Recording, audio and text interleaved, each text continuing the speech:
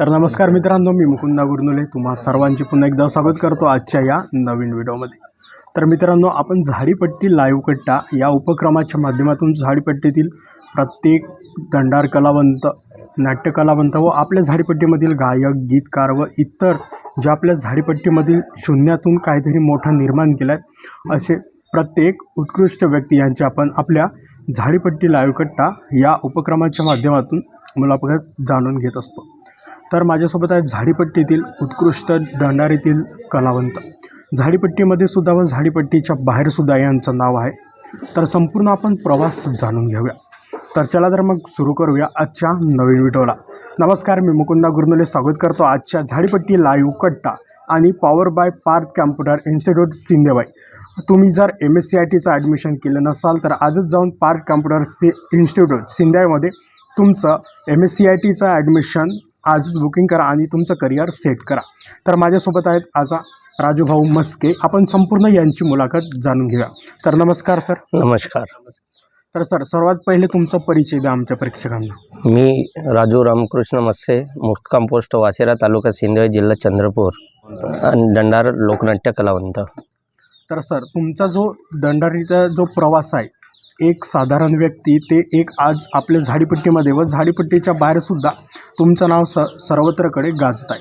प्रत्येक भूमिका लेडीजची असो, पुरुषाची असो किंवा इतरही भूमिका व प्रॉन्टर असो, तुम्ही प्रत्येक दंडारीतील ज्या घटक आहेत त्यांमध्ये तुम्ही काम करत असता। तर सर, तुमचा जो प्रवास आहे तो कसा सुरू झाला? संपूर्ण प्रवास आम्हाला जाय पहिल्यापासून। हा माझा प्रवास म्हणजे वयाच्या 7व्या वर्गापासून हा मला छंद होता खूप। त्यामध्ये मी भजनामध्ये टाळ वाजवायला जायचो आणि त्यातून मला आवड निर्माण झाली आणि त्या आवड निर्माण होत असताना माझे गुरु माननीय पांडुरंगजी मेश्राम हे स्वतः ढोलक मास्टर होते आणि त्यावेळेस ते मला बोलवून घ्यायचे कार्यक्रमामध्ये। त्यांनी मग असं करता करता मला टाळ वाजवायला शिकवलं आणि त्या शिक्षणाच्या माध्यमातून मला काही चालना दिल्या की राजू, तू एवढा करू शकतेस, तर समोर जर तुला घडायचं असेल तर या माध्यमातून पुन्हा समोर जावं अशी माझी इच्छा आहे, असे म्हणायचे ते। आणि मला मार्गदर्शन करून ते मग भूमिका द्यायच्या, हे तुला जमते का, करून बघ, नाही जमेल तर पुन्हा प्रयत्न कर। अशा माध्यमातून मी समोर जात गेलो आणि काही कला मला अवगत होत गेल्या। तर असा माझा प्रवास आहे। म्हणजे सर्वप्रथम तुम्ही म्हणजे कोणत्या दंडारीमध्ये काम केलं? त्याचं मला दादा नाव नाही आठवत, तरी पण एक दंडार होती आणि माझी सर्वात पहिले लेडीजची भूमिका म्हणजे म्हातारीची भूमिका होती। ती म्हातारीची भूमिका मी साकार करीत असताना माझे पाऊंटर गाण्याचे मास्टर राजू मेश्राम हे त्यांचे मामा नामदेवजी आताराम मोहाडी यांना ते बोलवले की हा भूमिका कशा प्रकारे साकार करतो याचं परीक्षण करावासाठी त्यांना बोलवलं। आणि मी भूमिका करीत असताना पहिला प्रवेश जेव्हा माझा झाला तेव्हा ते माझी भूमिका समोरून बघून मला अंदर आले आणि माझी पाठ थोपटली की खरंच राजू, तू या वयामध्ये, तरुण वयामध्ये म्हातारीची भूमिका खूप छान करतोस। तर त्यांनी मला खूप प्रतिसाद दिला आणि याही समोर म्हणजे तू चांगला घडावास अशी माझी इच्छा आहे म्हणून ते मला म्हणाले आणि आज ते पण सुद्धा मला बोलवतात आपल्याकडे। मग साधारण तुमचं वय तेव्हा किती होतं? तरी सरासरी मी असेन 20 वर्षाचा असेल त्यावेळेस। तरुण वयामध्ये? हा, तरुण वयामध्येच। म्हणजे तेव्हा कसं वाटत होतं पहिल्यांदा म्हणजे दंडारीमध्ये आपण जर स्टेजवरती जायचं त्याच्या अगोदर मनात म्हणजे काय वाटत होतं? हा, थोडा थरकाप असायचा मनामध्ये। आपण स्टेजवर कधी जाऊन नाही, कधी कोणासमोर म्हणजे उभं होऊन बोलण्याची आपल्याला कधी चान्स आलेला नव्हता, पण त्या माध्यमातून आपल्याला स्टेजवर जावं लागत होता आणि ते करत असताना खूप म्हणजे थरकाप सुटायचा। माझी भूमिका कशी होते, काय होते याचं खूप म्हणजे भय असायचा मनामध्ये। पण ते आमचे गुरु सांगत असायचे की स्टेजवर जाताना कधी लाजायचं नाही, एकदमसे म्हणजे प्रेक्षकाकडनं बघता तू लाईटच्या दिशेने जर समोर एकदम म्हणजे बघितलास तर तुला काहीच होणार नाही आणि पहिल्या चान्सला तुला वाटेल थोडा बहुत, पण त्याच्यानंतर तुला काहीच वाटणार नाही। तर असं करता करता माझी हिंमत पटत गेली आणि त्या माध्यमातून मग भूमिका मी साकारत गेल्या। मग वारकरी भजन मंडळ असायचं आमचा, आत्ताही आहे वाल्मिकी भजन मंडळ वासेरा, त्या भजनामध्ये आम्ही भजन करायला जातो आणि मला त्यात पुन्हा डहाका वाजवायचा पण छंद आहे. आणि आता तर पुस्तकाचं पण लेखन करतो मी. हां, आणि एक म्हणजे पुस्तक लिहित असताना मला पहिल्यांदा खूप अडचणी गेल्या आणि ही जिद्द माझ्या मनामध्ये कुठून आली तर मी तुम्हाला सांगतो. मी राजुरीला पुस्तकासाठी जायचा. तर तिथं एक जीवन डोंगरे नावाचे व्यक्ती होते निवर समाजाचे. त्यांनी मला एक दिवस बोलवले आणि एक दिवस बोलवल्यानंतर मी गाडीनं जाऊन वापस आलो आणि ते म्हणजे त्यांनी सांगितलं की उद्या या बा. तर मी उद्या गाडी घेऊन गेलो. पण गाडी घेऊन गेल्यानंतर त्यांनी मग मला म्हटलं की एका पुस्तकामध्ये 2 दंडारी आहेत बा, तर तुम्हाला हे देणं आम्हाला योग्य नाही. तर त्यांनी पुस्तक न देता मला वापस पाठवले आणि त्याच्यामुळे मला जिद्द निर्माण झाली. जिद्द निर्माण झाल्यामुळे मग मी पहिला पुस्तक लिहिला पाटलाची पाटीलकी अर्थात गरिबाचा वाली कुणीच नाही. या पुस्तकाचं लेखन केलं. त्याच्यानंतर गरिबी एक श्राप झाला. त्याच्यानंतर मामा भाषाचा वैरी अर्थात आंधळ्याची कहाणी, हे असे बरेचसे पुस्तकं मी लिहत गेलो. आणि आत्ता सोनकार्टी या घरची माझं पुस्तकाचं लेखन पूर्ण झालेलं आहे. यावर्षी आम्ही तो प्रयोगात उतरू. आणि आत्ताही हल्ली आपल्याकडे व्यथा एका संसाराची अर्थात सून झाली कारभारीन या पुस्तकाचं लेखन परत पुन्हा चालू आहे. तर असा माझा समोर प्रवास घडत गेला. आता जे तुम्ही सांगितलं की तुम्ही पुस्तक पण लिहित असता, हां, तर म्हणजे त्या पुस्तकामध्ये कोणकोणते म्हणजे घटक घेत असता, म्हणजे कशाचा आधारित तुम्ही म्हणजे त्या दंडारीचे लेखन करता? ही घटना दादा सर्व काल्पनिक असते.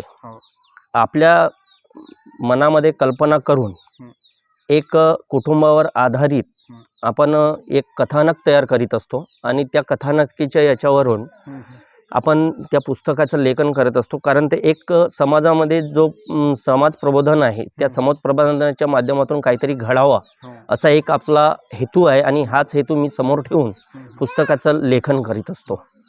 आतापर्यंत जे तुम्ही पुस्तक लेखन केला त्यामध्ये म्हणजे गाजलेलं 2-3 दंडारी सांगा, त्याबद्दल सांगा.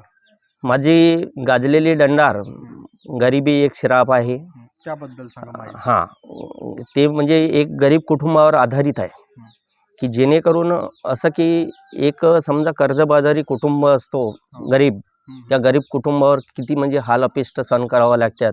सावकारकीचा एका बँकेच्या मॅनेजरचा दबाव त्यांच्या कुटुंबावर होतो, परंतु ते म्हणजे पैशाची परतफेड करू शकत नाही. तर त्यांची खूप अवहेलना होते आणि ती अवहेलना होत असताना त्यांना आत्महत्या केल्याशिवाय पर्यायच उरत नाही. तर अशा पद्धतीचे ते गरीब एक श्राप दंडार आहे. आणि आतापर्यंत मी तर मला आता वाटते वयाच्या 7व्या वर्गापासून माझे 1000च्या जवळपास प्रोग्राम कंप्लीट झाले. आणि तरी पण मी पुन्हा तत्पर प्रवास म्हणजे दंडारीचं माझं चालूच आहे आणि मी तो करत राहीन. कारण माझ्या गुरुजींनीच मला सांगितलं की मी मेल्यानंतरही तुला ही कला जोपासावी लागेल. ठीक आहे म्हटलं. मी मनामध्ये निर्धार केला की तुम्ही मला शिक्षण दिल्यानंतर हे मला करावंच लागणार. तर तुम्ही आम्हाला सांगितलं की तुम्ही डहाका वगैरे वादन करत असता, म्हणजे तो नेमकं काय म्हणजे वाद्य आहे त्याबद्दल माहिती सांगा. डहाका हा एक वाद्य, जसं की आपण लग्नामध्ये देवादेवी उतरवणी करतो, त्या देवादेवी उतरवणी करीत असताना देवाचं गाणं म्हणून त्यांना पंचारणे म्हणजे काही वेळापुरता तो आपल्याला मर्यादेत ठेवावा लागतो. त्याच्यामुळे डहाका हा एक वादन करून लोक रात्रभर देवधर्म करीत असतात. आता तुम्ही दंडारीमध्ये म्हणजे कशाची भूमिका करत असता? मी लेडीजची भूमिका करतो, परत पुन्हा जेंट्सची भूमिका करीत असतो, त्याच्यात पुन्हा गायन करीत असतो आणि पुस्तक पण सांगत असतो. आणि समजा मी एक कलाकार जेव्हा स्टेजवर कला सादर करत असते त्याची चेकिंग करत असतो मी की हा कसा करत आहे, का करत आहे. समजा मला जर एखाद्या वेळेस जर चुकी वाटली त्याची, तर मी त्याला मार्गदर्शन करीत असतो. तर आतापर्यंत म्हणजे तुम्ही दंडारीमध्ये काम केलं आहे, त्यामध्ये गाजलेला रोल तुमचा सर्वात जास्त की तो प्रेक्षकांना आवडला त्याच्याबद्दल? नाही, माझा आता सगळ्यात रोल म्हणजे लेडीजचा आणि जेंट्सचा आहे, पण लेडीज जास्तीत जास्त गाजलेला आहे. आता एवढाच की त्या काळामध्ये यूट्यूब चॅनल वगैरे काही नव्हते, त्याच्यामुळे आपण काही जास्त मार्केटला आलेलो नाही. आणि आता तुमच्या यूट्यूब चॅनलच्या माध्यमातून बऱ्याच ठिकाणी व्हिडिओ जात असतात, त्याच्यामुळे तिथून काल पण येत असतात. आणि माझे मित्र आहेत बाळू लोखंडे, त्याला किंवा मला जर फोन आला तर आम्ही त्या तारखा घेत असतो आणि त्या तारखा घेतल्यानंतर एक संच तयार करून त्या ठिकाणी प्रोग्रामला आम्ही जात असतो. म्हणजे दंडारीमध्ये पहिले जेव्हा काम करत होते तुम्ही आणि आता काम करता म्हणजे काय फरक वाटते तुम्हाला पहिलेची नाही, फरक काहीच वाटत नाही. पहिले जे होते ते ड्रेसिंगवाले म्हणजे पारंपरिक दंडार होते, ते ड्रेसिंग असायची, राजा रजवाड्याची असायची, पण ते आत्ता लोप पावत चाललेली आहे. आणि आता जर खरी कुटुंबामध्ये काय चालू आहे या दृष्टीने आम्ही समाज प्रबोधन करीत असतो आणि तशा प्रकारची कला दाखवत असतो. पहिले ड्रेस वगैरे असायचे आणि आता ड्रेसिंगसाठी खूप पैसा लागतो आणि आपण कसं आहे, मजुरी करून खाणारे लोक त्या प्रोग्राम सादर करत असताना ते आम्हाला खर्चायला परवडत नाही. त्याच्यामुळे आम्ही ड्रेसिंगवाली करत नाही, असं आमचा हे आहे. साधारण आता म्हणजे बघितलं तर मागच्या 1-2 वर्षापासून आणि आता जे प्रेक्षकांची आहे पसंती ते नाटकापेक्षा म्हणजे दंडारीला खूप आहे. हां, दंडारीला खूप आहे. दंडारीला खूप आहे म्हणजे असं की नाटकाला खूप पैसा लागतो. आज सरासरी जर विचार केला, आमचाही आता दत्तात्रय नाट्य मंडळ आहे वाशेऱ्याला, आम्ही नाटक आणत असतो तेव्हा 70,000 ते 75,000 रुपये घेत असतात पार्टीवाले. परंतु त्याच्यामध्ये काय आहे, 3 तासाचा धिंगाणा दाखवून देतात आणि ते जातात. त्याच्यावर कसलं समाज प्रबोधन नसतो. इथली जसे कॉमेडी तयार करीत असताना अरे हो रे तुरे हे असे शब्द वापरत असतात, अबे साल्या हे शब्द हे बेकार असतात. हे आम्हाला योग्य नाही वाटत. आणि आम्ही दंडारीमध्ये ही कॉमेडी तयार करीत असताना कधी कलाकाराला अबे हा शब्द वापरू देत नाही. आणि त्यामुळे तिकीट पण खूप वाढलेली आहे नाटकाची. आणि नाटकाची तिकीट वाढल्यानंतर आपल्याला मजुरी करणाऱ्या लोकांना खूप ते अकरत असतो, कारण की झाडीपट्टीमध्ये नाटकं जेव्हा सादरीकरण होत असतात त्यावेळेस आपल्याकडे मंडईचा पटाचं जेव्हा सीझन येते त्या सीझनमध्ये खूप पाहुणे वगैरे असतात, तेव्हा त्या घरच्या लोकांना खूप खर्च येतो. त्याच्यामुळे ते कसं की परवडेबल नाही आहे. आणि ही दंडार म्हणजे एक मोफत असते आणि मोफत असल्यामुळे लेडीजला खूप आवडती ती. आजच्या पिढीला ते आवडत नाही, कारण ते पिक्चर वगैरे पाहत असतात. त्यांच्याशी म्हणजे या कलेशी त्यांचं काही लेणंही नाही देणंही नसते. त्याच्यामुळे ते आता दंडारीची चॉईस करतात आणि दंडारीमध्ये गाणे खूप असतात, त्याच्यामुळे लोकांची चॉईस असते ती. जे दंडारीच्या गाण्यांना चाल वगैरे असते ते म्हणजे वेगवेगळ्या भागानुसार ते बदलत असते. हां, वेगवेगळ्या भागानुसार ती बदलत असते. आणि चाल हे मी स्वतः गाण्यावर लावत असतो. सरासरी आता जे बाळूदादाचं जे यूट्यूबवर चॅनल चालू आहे मार्केट, त्या सगळ्या चाली माझ्या आहेत. त्या दिवशी मुलाखत घेतली दादानी, मी ती ऐकली आणि त्या ज्या चाली आहेत तर त्या मी म्हणजे समजा की 50 गाणे जर असतील तर 50 गाण्यावर 50 रंगाच्या चाली असतात. त्या चाली मी लावत असतो आणि गायन करत असतो. म्हणजे ते त्यांना कसे का लावत असता तुम्ही? म्हणजे ते म्हणजे कधी गावाच्या नावानं तर कधी तर्ज लिहून ठेवायची, अशा पद्धतीने ते आपल्याला म्हणजे 7व्या वर्गापासूनचा जो प्रवास आपला चालू आहे तर त्या प्रवासामध्ये आपण म्हणजे आता त्या पूर्ण मेमरीमध्ये आपल्या फिट होऊन गेले आहेत की या गाण्याला ही चाल लागते, त्या गाण्याला ती चाल लागते. अशा पद्धतीने आम्ही चाली लावत असतो आणि गाण्याचं सादरीकरण करत असतो.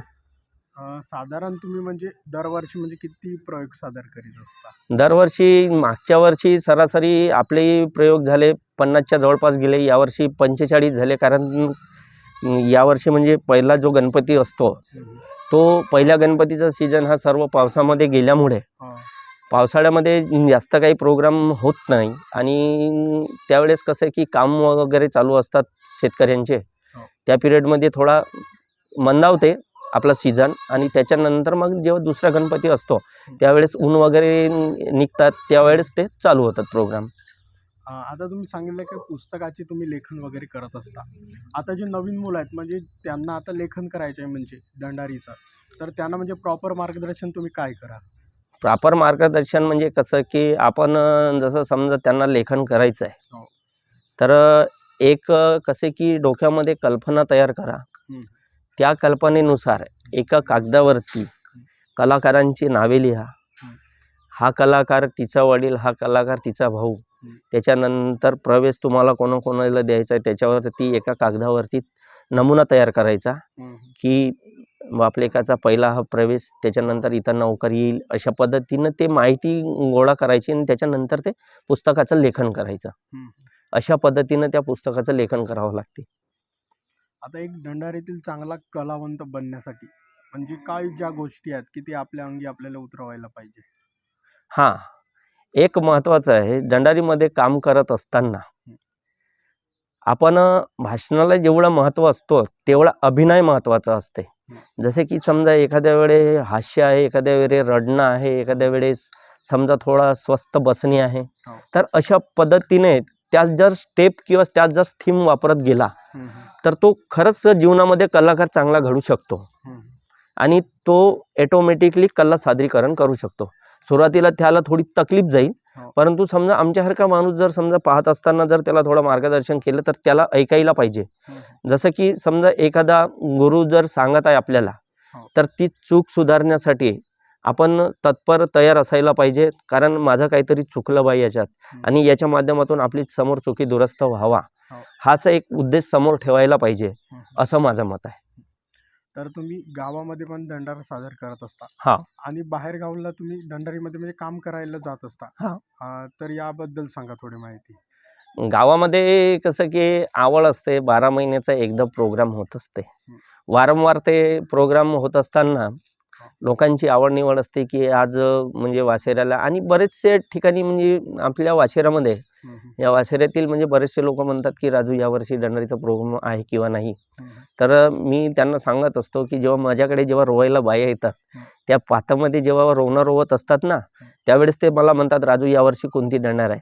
मी त्यांना सांगत असतो की यावर्षी आपल्याला हे दंडार करायची आहे बा. आणि गणपती मंडळ असल्यामुळे आमचा वाल्मिकी गणेश मंडळ आहे. तर वाल्मिकी गणेश मंडळाच्या सौजन्याने आम्ही सादरीकरण करत असतो दंडारीचं. म्हणजे आतापर्यंत तुम्ही दरवर्षाला 40 ते 45 प्रयोग करत असतो. असता. त्यामध्ये म्हणजे प्रेक्षकांना असा जो तुमचा गाणं आवडला त्याबद्दल सांगा. गाणं आवडलं म्हणजे असं की गाणं गात असताना सूर, ताल आणि लय या 3 गोष्टीची जाणीव पाहिजे. ते जाणीव जर ज्याला असेल तर तो खरा गायक असेल. तर मी जेव्हा तुमच्या मिनघरीला जेव्हा मी काम करायला आलो, मला त्या अभिजितच्या वडिलांनी जेव्हा बोलवलं तेव्हा मला बाहेरची 2री तारीख अटेंड करून मी दुसऱ्या दिवशी तुमच्या गावाला आलेलो होतो आणि त्या ठिकाणी आर्गन ढोलक मास्टर सगळे होते आणि तिथं मी एक गायन केला. ते गायन करीत असताना लोकांना ते खूप पसंत आलं की ऑर्गनचा आवाज आणि माझा आवाज ऑटोमॅटिक म्हणजे मिक्स होऊन एकदम व्यवस्थित गाणं वाटला. असं मला म्हणजे यूट्यूबवरती मी पाहत असतो काही व्हिडिओ, त्या व्हिडिओमध्ये प्रतिसाद मिळत असतो. तर ते गात असताना माझं एकच मत आहे की कोणताही कलाकार असो, कलाकार गाणं गात असताना सूर आणि ताल लय या 3 गोष्टीची जाणीव ठेवूनच त्यानं गाणं गायला पाहिजे, तेव्हाच कुठं गायन. आणि मी भजनं वगैरे गात असतो त्याच्यामुळे मला काही तकलीफ जात नाही. जी तुमची रत्नापूरला जी दंडार झाली तिथं ते एक डॉक्टर साहेब म्हणून ते गाणं आहे.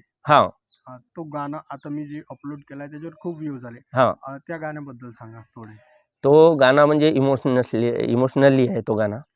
तो गाणं म्हणजे सिरियसली आहे की ज्यावेळेस बाई प्रेग्नेंट अवस्थेत असते आणि तिला दुखापत होते तर तिची काय अवस्था होते. तर त्या गाण्याच्या माध्यमातून म्हणजे डॉक्टरला ती विनवणी करते की डॉक्टर साहेब माझी क्यू जाणं म्हणते तुम्ही. तर तो इमोशनली गाणं आहे की त्या गाण्याच्या माध्यमातून ते आपले दुःख व्यक्त करते आणि ते दुःख व्यक्त करीत असताना डॉक्टर साहेब तिला प्रतिसाद देतात की यानं काही होणार नाही, तू एकदम म्हणजे चांगली नॉर्मल डिलिव्हरी होईल, अशा पद्धतीनं ते मार्गदर्शन करत असतात. तर असा त्या गाण्याचा उद्देश आहे. साधारण म्हणजे आतापर्यंत म्हणजे किती दंडारीमध्ये तुम्ही काम केलं? मी कमीत कमी आत्तापर्यंत 1000 तर प्रयोग माझे कंप्लीट झालेच तिथपासून. तरी पण मी सरासरी 900च्या जवळपास प्रोग्राममध्ये काम केलेलं आहे, लेडीज आणि जेंट्स. मग नेमकं तुम्ही सांगितलं की दंडारीमध्ये काम पण करत असता आणि जो प्रॉन्टरचं काम असते म्हणजे नेमकं काय काम असते? प्रॉन्टरचं काम असं असते की आता प्रत्येक नाटकामध्ये प्रॉन्टरकी करत असतात की आपण जो भाषण सांगतो तो कलाकार म्हणत असतो आणि कलाकार म्हणत असताना ते त्याला सांगावं लागते की तू असं कर, हे असं कर. जसे की आपण त्याला दिग्दर्शन म्हणतात. हो. दिग्दर्शन करीत असताना सर्व त्या कलाकाराला सांगायचं असते की या ठिकाणी तुला असं करायचं आहे, त्या ठिकाणी तुला तसं करायचं आहे. असं करून तो कलाकार म्हणजे घडवत असतो आणि तो त्या पाऊंडरच्या माध्यमावर तो प्रोग्राम चालत असते. म्हणजे आतापर्यंत तुम्ही दंडारीमध्ये काम केलं, त्यामध्ये तुमचं असं क्षण सांगा की तुम्ही तो कधी विसरणार नाही. मी दंडारीमध्ये काम करीत असताना माझे गुरुजी पांडुरंगजी मिश्रम यांनी जेव्हा मला म्हातारीची भूमिका दिली त्यावेळेस मला म्हणजे नवीन असताना खूप अडचणी गेल्या आणि अडचणी जात असताना म्हणजे आपला एखादा जो ज्येष्ठ कलावंत आहे त्या ठिकाणी तो पाहत बसायचा, तेव्हा तो आमच्या पायावर वगैरे अशा काळ्या मारायचा की हे असं नाही असं कर. तर तसं करत असताना आम्ही त्या चुका वगैरे म्हणजे दुरुस्त करत गेलो आणि आजपर्यंत आम्ही दंडारीमध्ये आणि माझी खूप इच्छा होती की जीवनात म्हणजे काहीतरी कलावंत बनावा, आपल्या अंगी काहीतरी कला असावी. हाच एक आपण म्हणजे आपल्या समोर विचार ठेवून मी आज सादरीकरण करत आहे. तर तुम्ही आपल्या झाडीपट्टीमध्ये व झाडीपट्टीच्या बाहेर सुद्धा दंडारीमध्ये काम करायला जाता. हां, तर म्हणजे बाहेर काम करायला जाताना म्हणजे तुम्ही त्या मंडळाला म्हणजे काय सांगाल?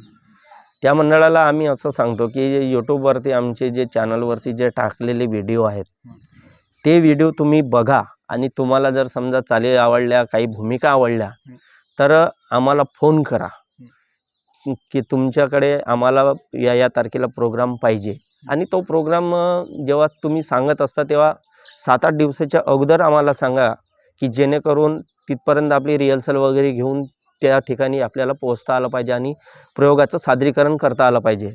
असा एक आमचा उद्देश असतो आणि आम्ही हे सांगत असतो. दंडारीतील तुमचे म्हणजे आवडते कलावंत कोण होते? दंडारीमध्ये पहिले आवडते कलावंत आमच्या गावचे राजू पांडुरंग मेश्राम हे आता जे माझे गायक होते ज्यांनी मला शिकवलं गायन करायला ते आमचे राजू पांडुरंगजी मेश्राम.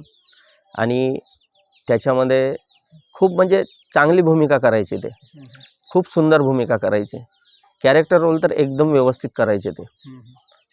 तर ते मला खूप आवडायचे पहिले.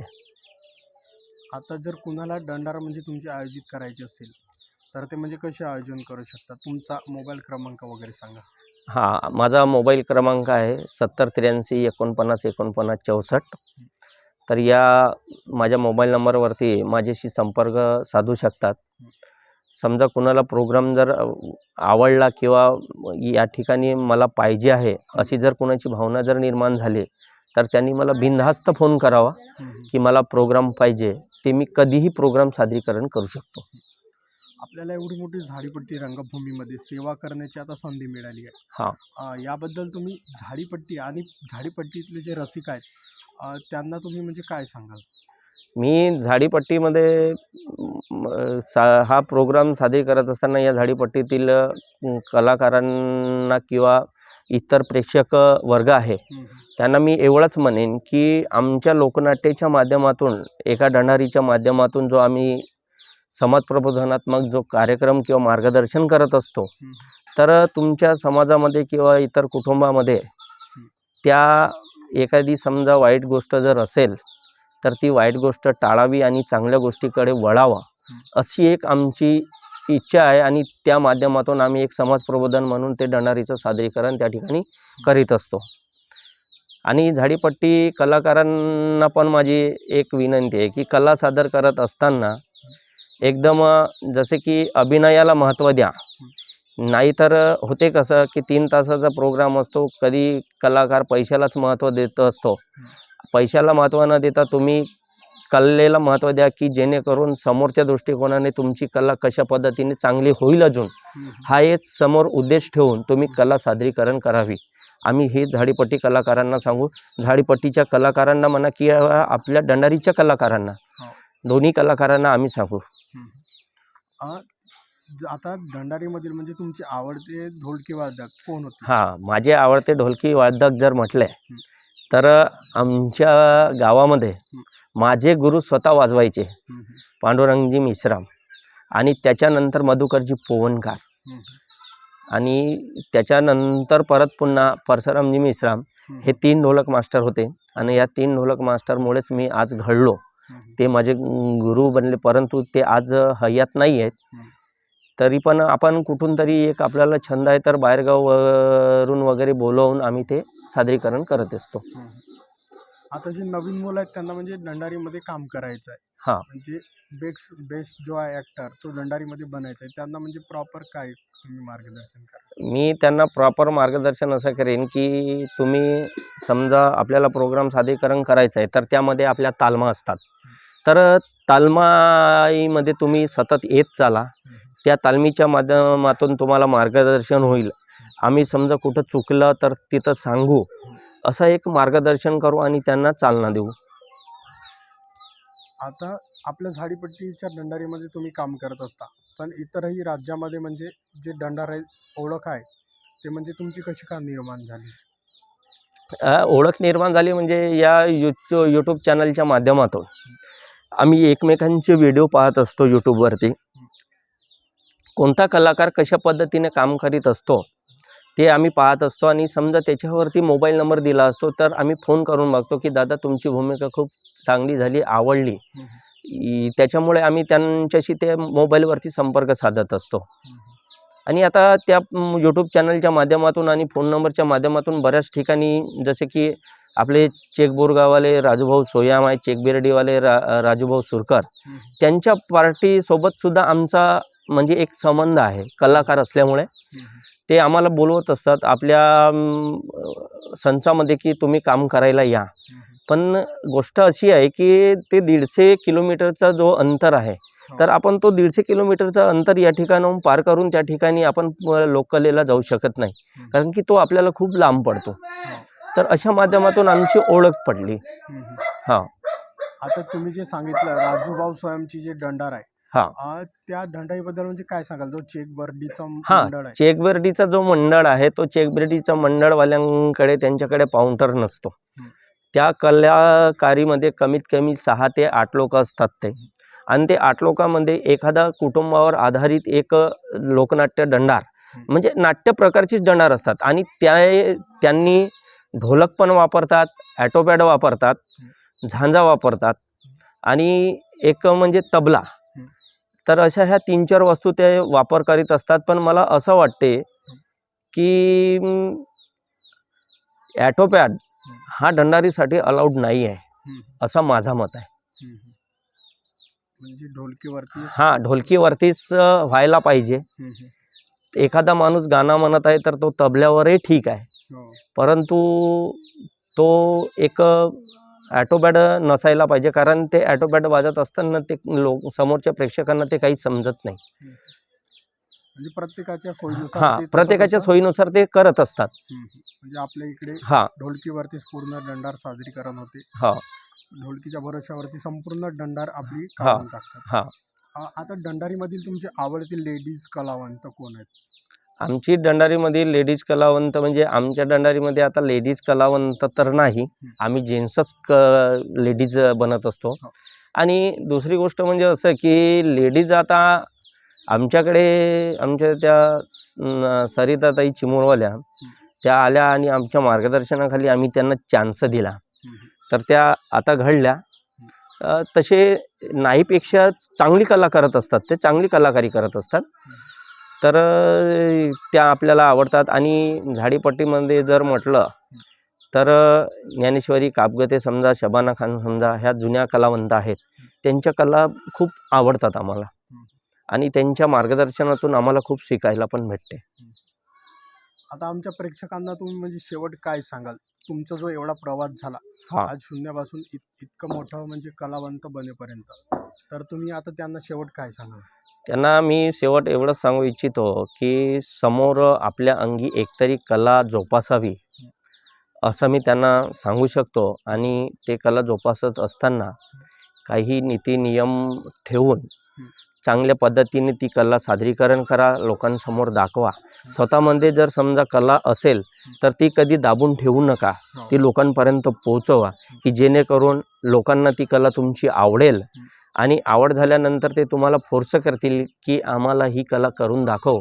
तर त्या कलाकारांना माझी एवढीच विनंती आहे की त्यांनी कृपया चांगलं म्हणजे भान ठेवून समोर माझं व्यवस्थित व्हावं, कलाकारी चांगली घडावी, हाच एक उद्देश ठेवून त्यांनी कला जोपासावी. तर मित्रांनो, आपण या व्हिडिओच्या माध्यमातून आपल्या झाडीपट्टीतील जे उत्कृष्ट दंडारीतील कलावंत आहेत मान्य राजूभाऊ मस्के यांची आपण संपूर्ण मुलाखत या व्हिडिओच्या माध्यमातून जाणून घेतली. आणि झाडीपट्टी लाईव्ह कट्टा या उपक्रमाच्या माध्यमातून संपूर्ण आपल्या झाडीपट्टीमधील जे गाजलेले कलावंत आहेत, नाट्यकलावंत, दंडारीतील कलावंत व काहीतरी एक खूप मोठं काहीतरी केलं आहे त्यांची आपण मुलाखत जाणून घेत असतो. तर मित्रांनो, झाडीपट्टी लाईव्ह कट्टा आणि power by Parth computer institute Sindewahi, तुम्ही जर MSCITचा कोर्स अजूनपर्यंत केलेला नसेल तर आजच जाऊन तुम्ही पार्थ कॉम्प्युटर इन्स्टिट्यूट सिंदेवाईला लगेच भेट द्या आणि तुमचा MSCITचा कोर्स कंप्लीट करून घ्या. तर राजूभाऊ, तुमचे खूप खूप धन्यवाद. नमस्कार. संपूर्ण माहिती आम्हाला सांगितली. आणि मित्रांनो, तुम्हाला हा व्हिडिओ आवडला असेल तर व्हिडिओला लाईक करा, चॅनलवरती नवीन असाल तर चॅनलला सबस्क्राईब करा आणि बेल आयकॉनला प्रेस करा. आणि हा व्हिडिओ जास्तीत जास्त आपल्या झाडीपट्टीतील घराघरापर्यंत पोचला पाहिजे. संपूर्ण व्हिडिओ पाहिल्याबद्दल तुम्हा सर्वांचे धन्यवाद. झाडीपट्टी लाईव्ह कट्टा मुकुंदा गुरनुलेसोबत कॅमेरामॅन स्वीट. धन्यवाद. धन्यवाद. मित्रांनो, तुम्हाला व्हिडिओ आवडला असेल तर व्हिडिओला लाईक करायला विसरू नका व झाडीपट्टीमधील नाटक व इतर कार्यक्रमाचे व्हिडिओ बघण्यासाठी झाडीपट्टी मिनगिरे या चॅनलला सबस्क्राईब करा व बेल आयकॉन दाबायला विसरू नका, जेणेकरून नाटकाचे संपूर्ण व्हिडिओ तुमच्यापर्यंत लवकरात लवकर पोहोचतील. धन्यवाद.